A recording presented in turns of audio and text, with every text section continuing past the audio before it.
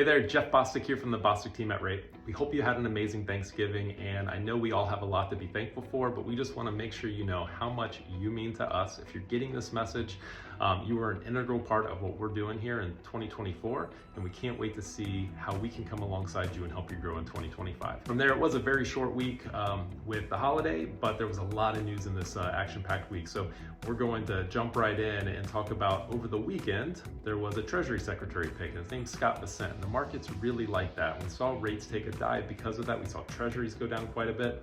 And what they like about him is he is known to be pro-business. He has an even keel, especially regarding tariffs. Other descriptors were that he's reasonable and pragmatic. So overall, a strong pick from the market's point of view. From there, and I get the irony here, but then Trump came out and said that we're going to be imposing tariffs on Mexico and Canada day one, as well as some added tariffs onto China. The market shrugged some of that off. We saw a little bit of a rise in rates on Tuesday, but they're looking at that as likely more negotiating ploy. At least that's what I'm hearing from some of the things.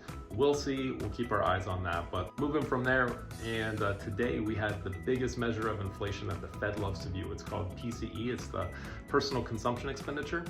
That number came in high, but it was expected to come in high. So I should say it came in as expected, but we're seeing those numbers creep up. We saw the headline go from 2.1 to 2.3%.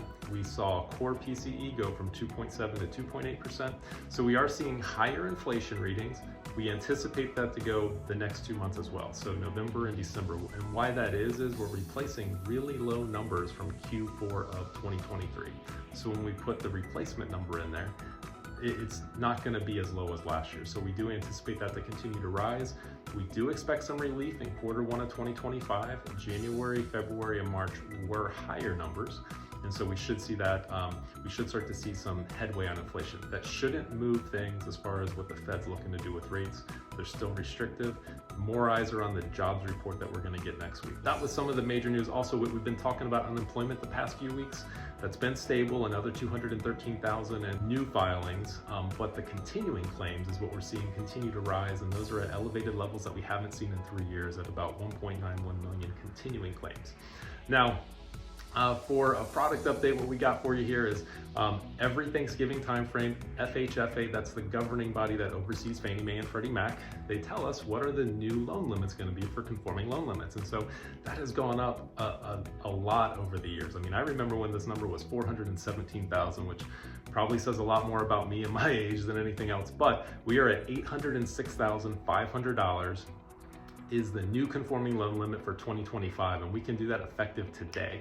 And that means that your buyers with 5% down, if they qualify in all other areas, could buy up to about a $849,000 house and still be a conforming loan limit. If your buyers are putting 20% down, which we see a lot more of that, especially in these higher prices, but at 20% down, we are now over $1 million for that purchase price to stay within conforming limits. So exciting times there. We love to help all your buyers, but higher price points tend to help out quite a bit, right? So otherwise, that's it. Hope you have a great weekend. Hope you had an amazing Thanksgiving, and reach out with any questions, but we'll catch you next week.